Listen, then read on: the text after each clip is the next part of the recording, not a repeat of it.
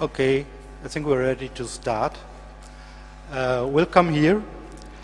Now we have Estonia and information warfare.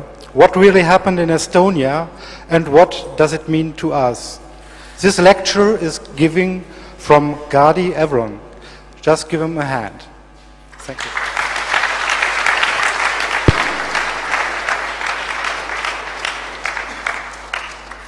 Good morning, everybody. For those of you who are actually awake, I'm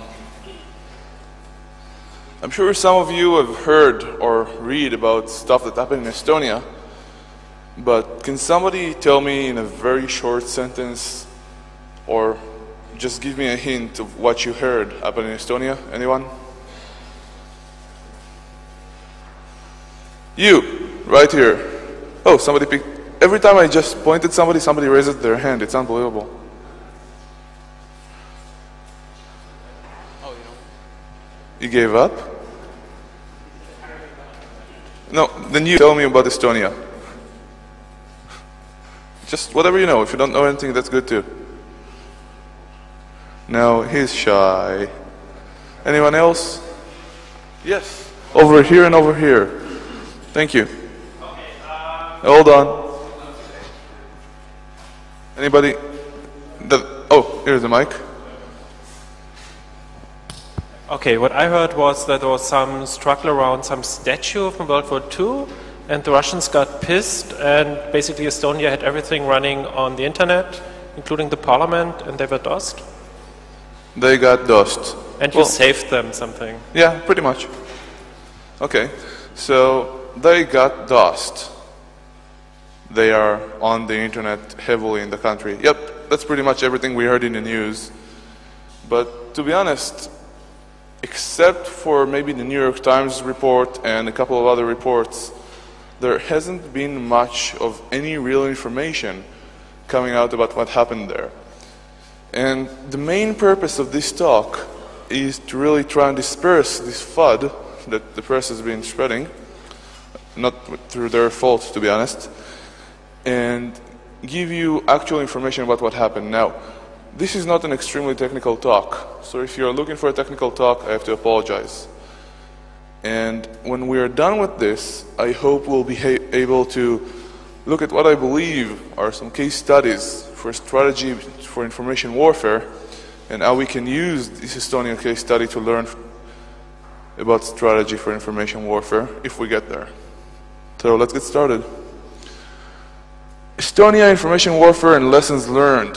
Information warfare meaning we're going to throw away everything the Americans put in that sentence, in that phrase. We're going to throw away psychological warfare and media warfare and everything else related and talk only about computers and computer networks. Lessons learned. What can Estonia actually teach us, if anything? And of course this sentence which says the first internet war. I had a very hard time with that sentence when I first saw it in the press, and I'll discuss that a little bit and why it got that name. So this representation, as you have seen here, is co-authored with Hilar, who is the Estonian CERT manager, but he has never seen this presentation. He didn't even review it. And this is a very important note. Although I was there for just under a week, and I was a foot soldier, and later on I wrote the postmortem and analysis recommendations for the Estonians, all the credit, everything that happened there, all this information, it all belongs to them. I'm just the guy telling the story right now. Which means, although all the credit is theirs, they haven't seen this presentation, all the blame is mine alone. We need to keep these 2 points in our minds when we see this presentation. So, who am I? My name is Gadi. It's a pleasure to meet you, if we haven't met before. I work for an Israeli vendor, which does a lot of vulnerability assessment, whether it's actual fuzzing to find new vulnerabilities or known vulnerabilities, different products. And we'll be talking about Estonia, or Albania? How many people here ever read Dilbert? Not that many. Okay. So you guys don't get the joke. Well, Obonia in Dilbert is whenever he wants to speak about another country people do outsourcing to or anything else such as Nigerian scams, he basically picks on this small Eastern European third world country called Albonia, which is fictitiously made up. And of course their main export is mud, and their main underground export is babies with beards, or at least pictures of babies with beards. So you can contribute to them. I'm not really sure. So the first time I heard about Estonia, I said, yeah, I mean, I used to run the Israeli government CERT, and I used to run security operations for the Israeli government ISP. So yet another attack. No big deal. Whenever there are political tensions, military tensions, immediately thereafter, it goes to the net, an online aftermath of sorts. So I wasn't very surprised. But a week passes, 2 weeks pass, and I email Hilar, and I say, hey, do you guys need any help? And he replied, when do I pick you up from the airport? So I said, oh my God, I'm going to Albania. Boy, was I wrong. So it's a small country in Eastern Europe. I don't think .ee has anything to do with Eastern Europe, but still. A little bit more than 1.3 million people. North of the 3, not 4 Baltic states. It's kind of Nordic, it's the northernmost, so it's just below Finland. When I was visiting Estonia, I hopped on a shuttle, and an hour and a half later, I was visiting F-Secure's offices in Helsinki. It has a flat tax. Everybody, no matter how much they make, pays the same tax. It has no tax on beer!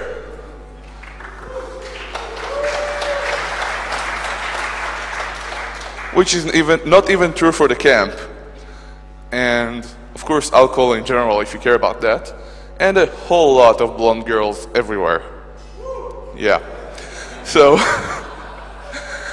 I love Estonia. I want to go back. Now, unrelated to all of this, if you ask any Russians about Estonia, you'll hear something completely different about them. There is a long history between the two, let's say, nations. So what is Estonia after all? I mean, what are we talking about here? So after the Soviet Union fell, they started building everything from nothing. So what was the most advanced technology of the time? The internet. Let's build on that. They have 98, it changes whenever statistic I read, % acceptance of online banking. Now this does not mean that all those who use the banks check their balance online. This means that if you stop somebody in the street and ask them, hey guys, when have you last been to a bank? And they will say, last evening. No. You'll say, when have you last went to when did you last go and visit an actual bank? And they'll say, oh, 10 years ago. Completely e-banking. The web shell is a completely new definition in Estonia. People don't go to an actual bank over there. They have ID cards, which for people in the States would be shocking. And then add to that, they have PKI chips in there. So, I don't know what the people in the States will think about that, but I like it. And because of these technologies, they've actually held the last 2 elections, including the elections for the parliament, from home, online. Isn't that cool? As a security guy, I just went something like, but you get the point. And let's get down to earth a little bit. This happens sometimes in different schools, but every night, Hilar from the Estonian CERT goes online to the elementary grammar school website, sees what classes his children will have tomorrow morning, notes from the teacher, signs the notes online, maybe using his PKI chips, I don't know, I don't think he needs to.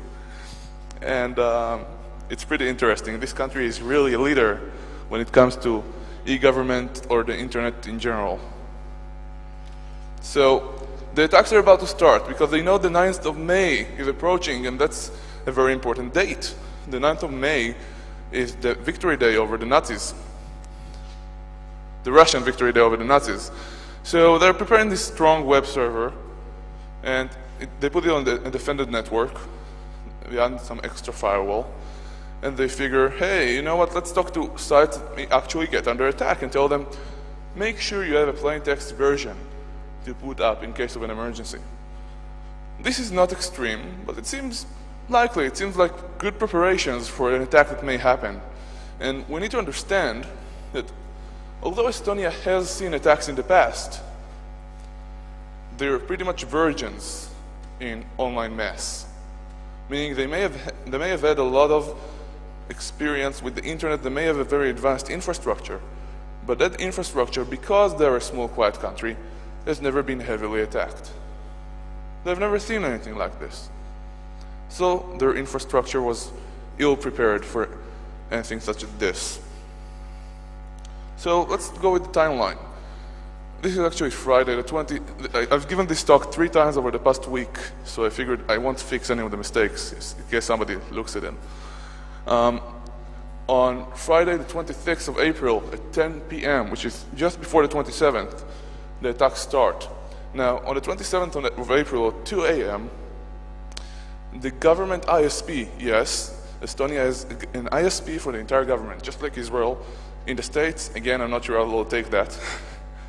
But the Estonian ISP manager, Margus, calls Hilar. Hilar was abroad and tells him, hey, you know, we're seeing these attacks. So what do you think we should do? And they discuss it a little bit, and they decide to basically move the websites to the protected server because the current servers were not holding up. And they said, oh, yeah, we'll talk later. I'm getting on a plane back to Estonia right now. We'll see what happens. So 6 a.m. on the 27th of April, which is Saturday, there are new targets, more websites under attack. And the new well-defended server is crumbling. It's not holding up against this attack. Well, okay. What do we do now? So they keep fighting, and at 6 p.m. on the 27th, they have a staff meeting at the ASO offices, which is, again, the government ISP. And they have the banks, representatives, all IT folks, right? The government people, the ISP people, uplink people from Alien, which is the direct uplink for the government ISP, as well as the biggest ISP locally in Estonia. And they see increased attacks. Now, mostly spoofed, but still ICMP echo, DNS attacks, scene floods, traffic floods, nothing we haven't seen before, right? I can go on forever looking at packet captures, but I figure you have seen them before, you can see them again. So, at this point, they realized these attacks are something else. There was an increase in traffic, which is between 100 times and 1,000 times what they are used to or capable of handling. And let me ask you a question. You don't really have to answer this time. How many of us, when we buy tubes or bandwidths, prepare 100 times or 1,000 times more than our maximum need? None of us. That just doesn't happen. So the reason why this is 100 times to 1,000 times the regular use is because they couldn't really measure anymore. The attacks were so big and they were so busy and overtaxed that measurement was the last thing on their minds. So they proceeded with incident response. They know how to do that. So we'll talk a little bit about incident response later. So the 28th of April, afternoon, they have another staff meeting. And they are saying, look, these attacks are really successful. We are not handling them well. We're trying, we're going against them all the time, but we have still not reached the point where we are on top of them. And they realize, again, we have seen this as a big attack earlier, and we realized this wasn't anything regular, but this is really something weird. And they reached the conclusion this was a cyber riot. Now, at the same time, in Tallinn, in the streets, there was a riot.